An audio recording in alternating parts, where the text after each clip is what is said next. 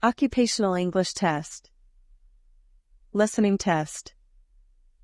This test has 3 parts. In each part, you'll hear a number of different extracts. At the start of each extract, you'll hear this sound. You'll have time to read the questions before you hear each extract, and you'll hear each extract once only. Complete your answers as you listen. At the end of the test, you'll have 2 minutes to check your answers. Part A. In this part of the test, you'll hear 2 different extracts. In each extract, a health professional is talking to a patient. For questions 1 to 24, complete the notes with information that you hear. Now, look at the notes for Extract 1. Extract 1, questions 1 to 12. For questions 1 to 12, complete the notes with a word or short phrase that you hear. You now have 30 seconds to look at the notes.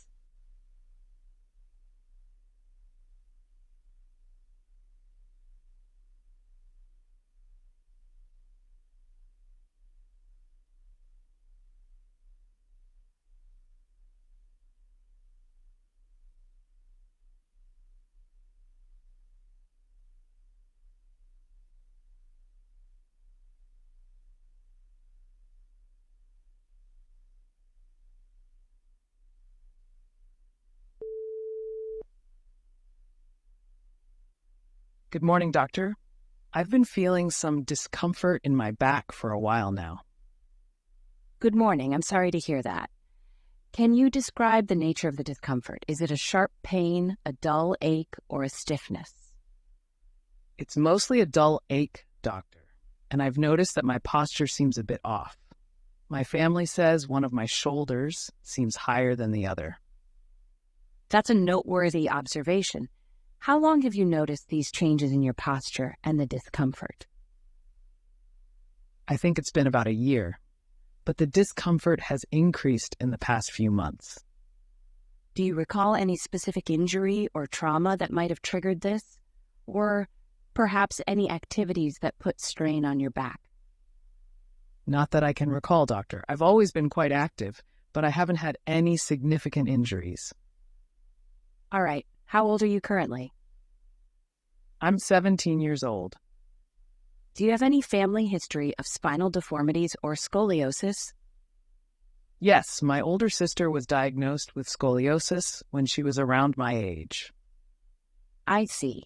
It's important to know that scoliosis can sometimes run in families. Have you experienced any difficulty breathing or chest discomfort? No, not really. Just the back discomfort. Have you noticed any changes in your gait or the way you walk? Any numbness or tingling in your legs? Sometimes my legs do feel a bit numb after sitting for long periods. Okay, based on the physical examination, I can see a curvature in your spine and an asymmetry in your shoulder heights, which suggests scoliosis. However, we'll need some radiographic studies to confirm the diagnosis and determine the severity. An X-ray of the spine will give us a clear picture. All right, doctor. If it is scoliosis, what will be the treatment? The treatment for scoliosis varies depending on the severity and the type. Mild cases might just require regular monitoring and physical therapy, while more severe cases might need bracing or even surgery. We'll discuss the best course of action once we have the X-ray results. I understand. Is there anything I should avoid doing in the meantime? It's best to avoid heavy lifting or any activities that could strain your back further. But don't limit your mobility entirely. Gentle exercises can be beneficial. Thank you, doctor. I appreciate your guidance. You're welcome. We'll schedule the X-ray and go from there. Remember, early detection and intervention are key, so you're taking the right steps by addressing this now.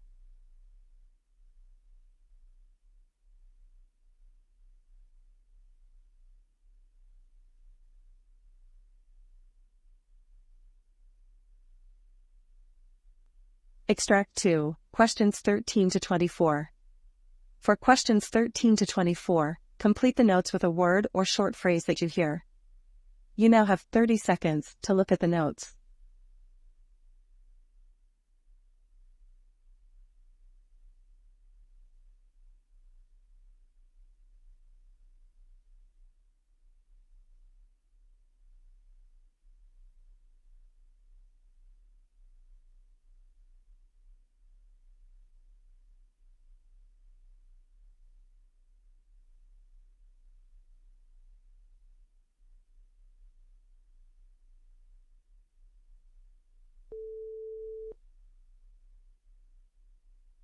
So, tell me about the symptoms you've been experiencing lately.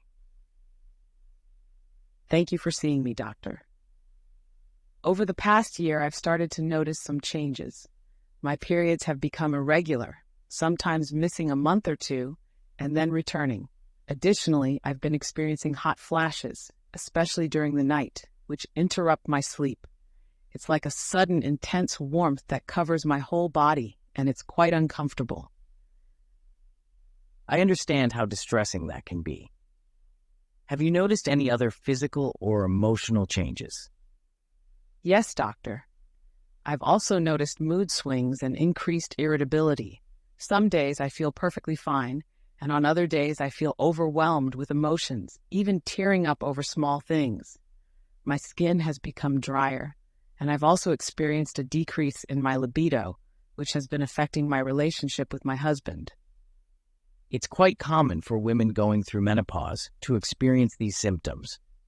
Have you experienced any vaginal dryness or discomfort during intercourse? Yes, unfortunately. Intimacy has become uncomfortable due to the dryness, and sometimes there's even a bit of pain. I've tried over-the-counter lubricants, but they only provide temporary relief. Thank you for sharing that. It's important for us to understand the full extent of your symptoms. Have you noticed any changes in your cognitive function, like memory lapses or difficulty concentrating? Indeed, I sometimes find myself forgetting simple things, like where I left my keys or appointments I've made. Concentrating on tasks at work has become harder, and I get easily distracted. It's unlike me, and it's been a bit concerning. These cognitive changes can also be a part of the menopausal transition. With regards to your sleep, apart from the hot flashes, do you experience any other disturbances? Yes, I often find it hard to fall asleep, and when I do, I wake up multiple times during the night. Some nights I barely get 4 hours of continuous sleep. This, coupled with the night sweats, leaves me feeling exhausted during the day. I can imagine how tiring that must be. Have you tried any remedies or treatments for these symptoms so far? I've tried herbal supplements like black cohosh and evening primrose oil, as some of my friends recommended them. They seemed to help a bit initially, but the relief was temporary. I also tried yoga and meditation to manage my mood swings and stress. It's good that you've been proactive in seeking solutions. Given the range and intensity of your symptoms, it might be worth considering hormone replacement therapy or other treatments. We can discuss the risks and benefits and see if it's right for you. I've heard about HRT, but have been hesitant due to the potential side effects. I'd appreciate more information and guidance on this. Thank you, doctor, for understanding and being patient. Of course, it's essential to be informed and make the best decision for your well-being. Let's discuss the options in detail.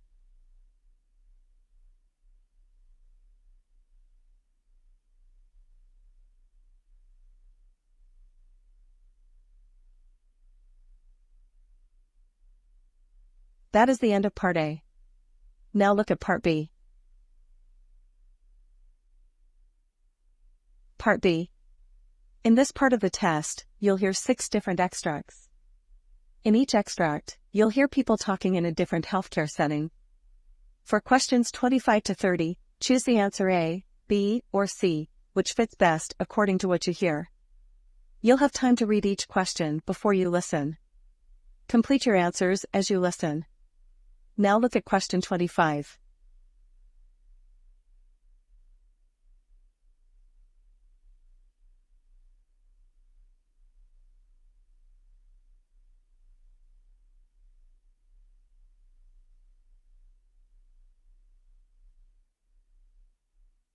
How did you feel about the cleaning procedure with Mrs. Thompson? I felt it went smoothly, but I did struggle a bit with the ultrasonic scaler around her lower molars. I'm still trying to get the hang of it with tighter spaces. I noticed that. Remember, in tighter spaces, angling the tip more towards the tooth surface can help. Did you feel you addressed her gum bleeding adequately?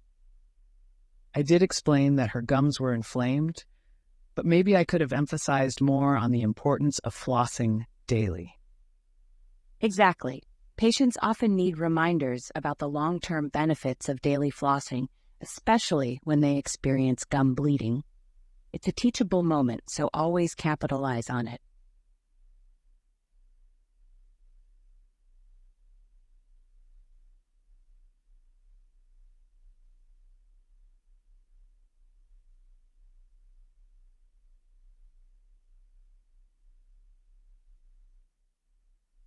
Now look at question 26.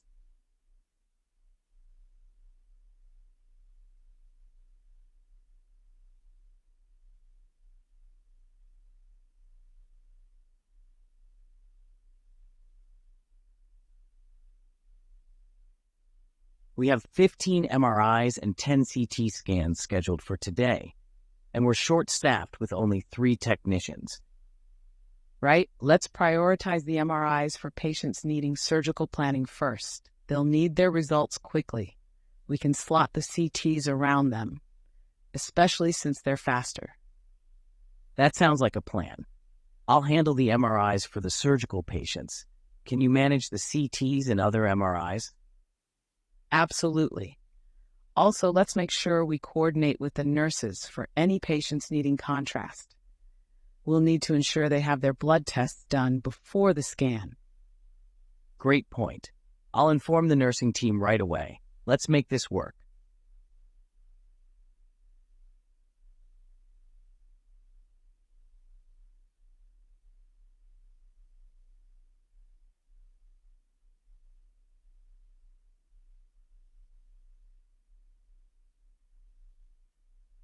Now look at question 27.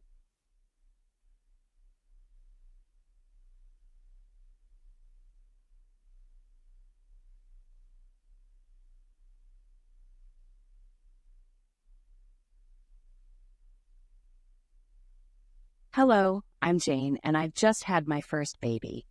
I've been getting so many different pieces of advice about feeding, and I'm honestly a bit overwhelmed. Congratulations on your new baby, Jane. I understand how confusing it can be with so much information out there. I'm here to provide evidence-based recommendations and help you navigate this journey. Tell me, have you decided on breast milk, formula, or a combination of both? I've been trying to breastfeed, but I'm not sure if my baby is getting enough. Some friends suggested I supplement with formula just to be sure. It's a common concern for many new mothers.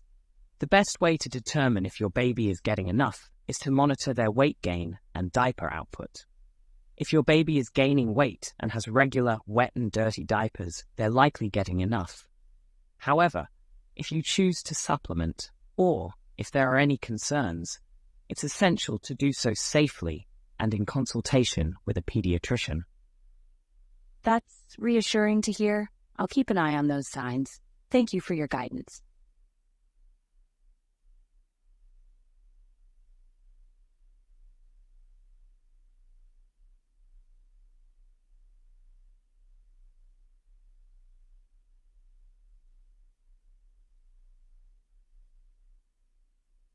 Now look at question 28.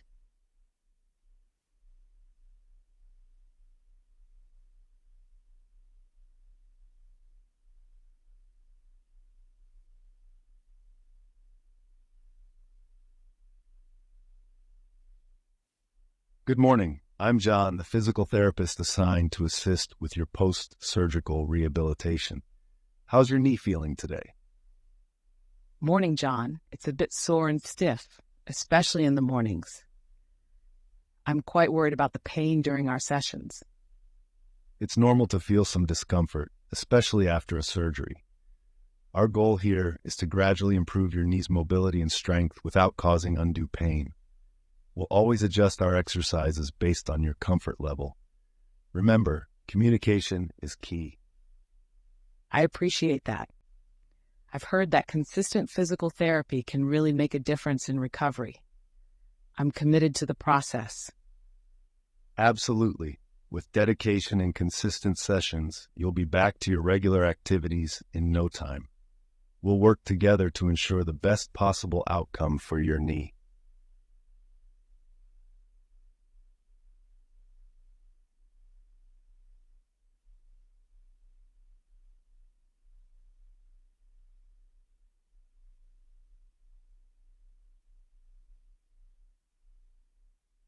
Now look at question 29.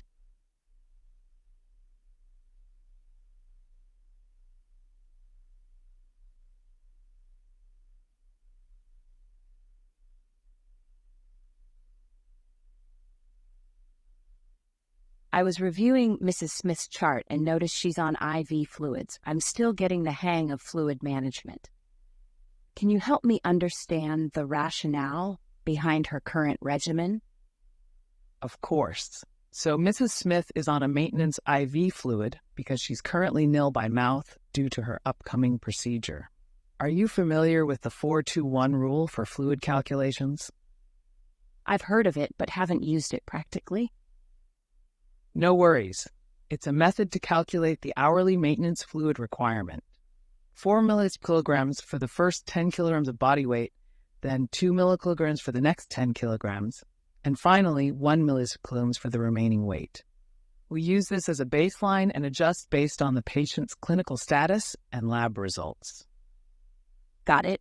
I'll make sure to apply this rule when reviewing her fluid status. Thanks for the guidance.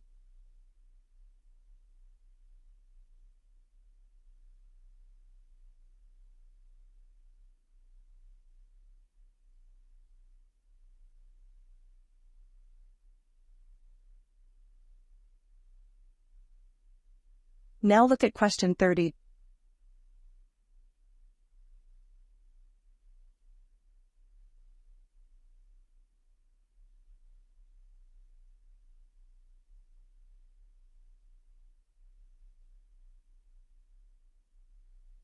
Hi there.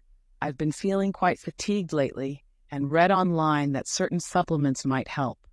What would you recommend? Hello.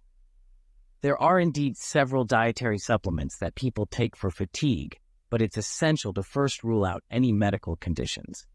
Have you seen a doctor about your fatigue? Not yet, but I wanted to see if there's something over the counter I can take in the meantime. I'd always recommend seeing a doctor first, but in the meantime, some people find that B vitamins, magnesium, and iron can help with fatigue. However, it's crucial not to take excessive amounts as they can have side effects. It would be best to ensure you're getting the right dosage and that they won't interact with any other medications you might be on. Thank you for the advice. I'll consult with my doctor and then decide on the supplements.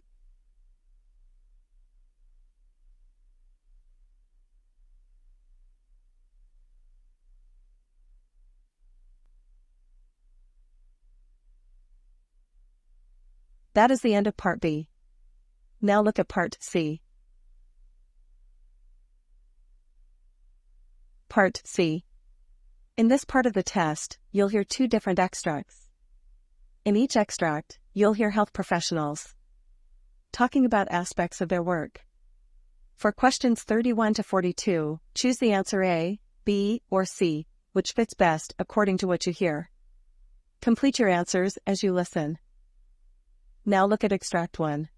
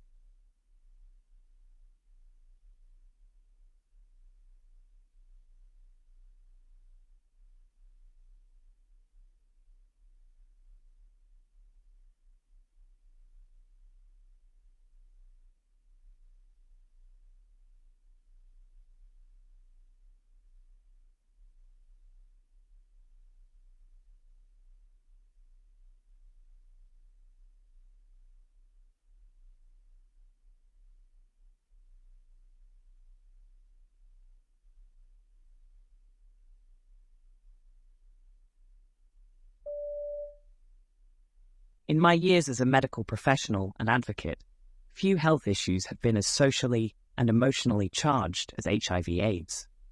It is a topic not only of biological significance, but of vast social and personal ramifications. The power of narratives in shedding light on this global epidemic cannot be understated. Take the case of Miriam, a 25-year-old woman from sub-Saharan Africa.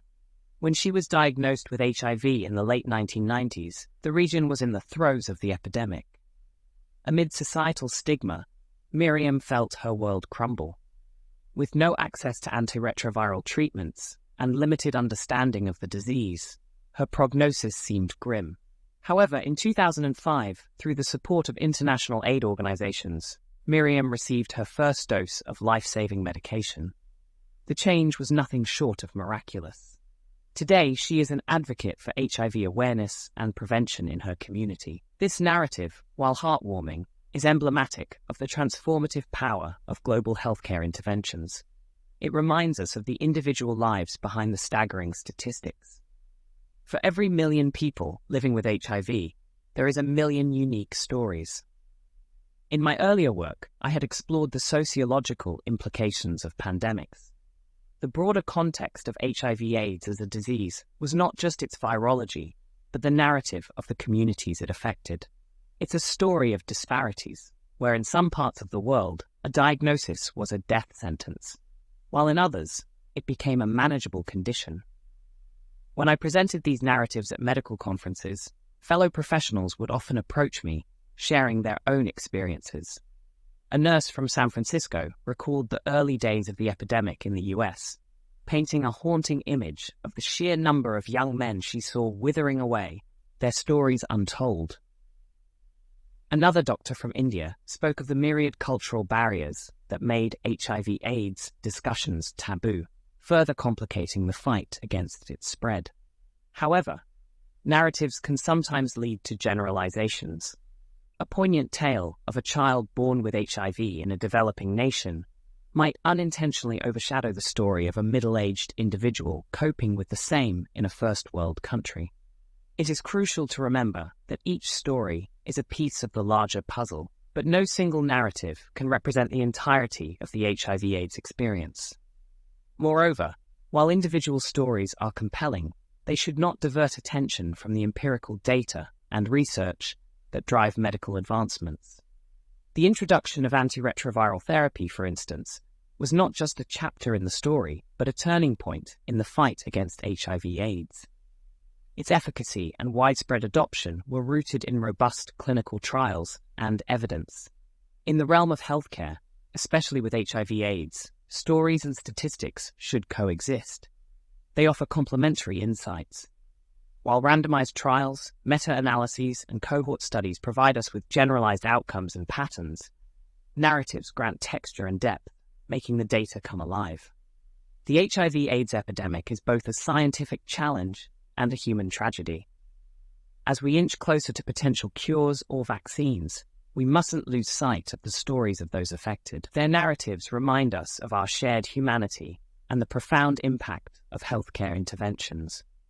In sum, as with all facets of medicine, the art of storytelling, when intertwined with the robustness of scientific research, offers a comprehensive view, ensuring that the individual remains at the heart of all medical endeavors. We owe it to Miriam and countless others to remember and share their stories as we forge ahead in our fight against HIV/AIDS.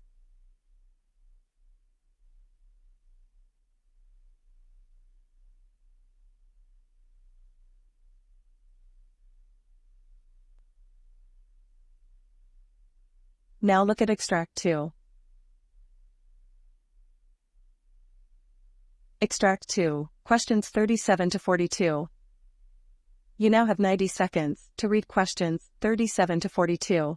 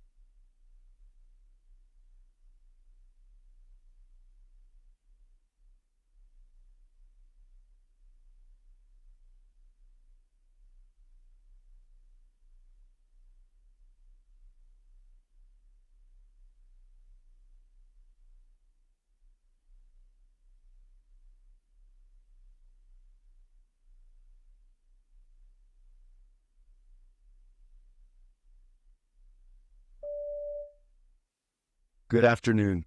My name's Alex Thompson. I'm a junior doctor here at the medical center. Today, I will be sharing information on a topic that is increasingly relevant in our aging population: dementia. Though I'm not a specialist in neurology, I've always been intrigued by the complexity of the human brain and how age-related conditions like dementia affect it. I'd like to take this opportunity to shed some light on this matter. First and foremost, what is dementia? Dementia is not a singular disease, but rather an umbrella term used to describe a range of symptoms associated with cognitive decline, like memory loss or thinking skills severe enough to reduce a person's ability to perform everyday activities. Alzheimer's disease accounts for 60 to 80% of cases, making it the most well-known and prevalent form of dementia. Why is understanding dementia so essential? The impact of dementia goes beyond the individual. It has significant implications for families, caregivers, and our healthcare system.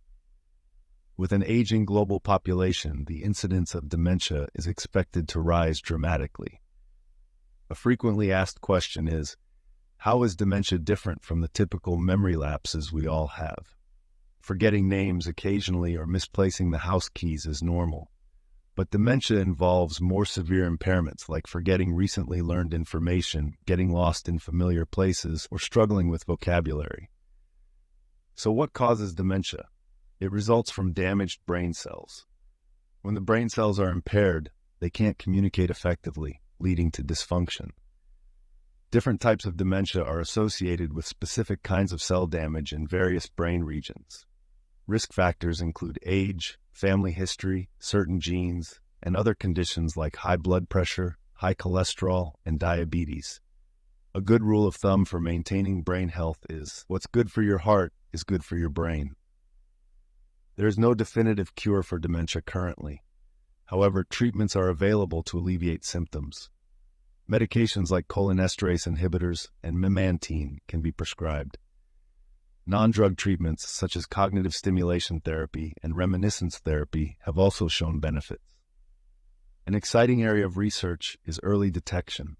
Scientists are exploring biomarkers, brain imaging, and cognitive assessments to detect dementia in its nascent stages when interventions might be more effective. The societal cost of dementia is staggering. Caregiving, especially in advanced stages, can be physically and emotionally taxing. Support systems for caregivers like counseling and respite care are vital.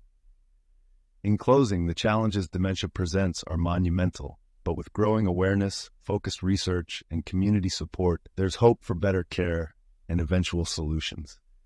As our society continues to age, it's incumbent upon us to better understand dementia, not just as healthcare professionals, but also as community members, to provide empathy, support, and care to those affected. Thank you for your attention, and I hope this provides a comprehensive overview of dementia and its significance in today's healthcare landscape.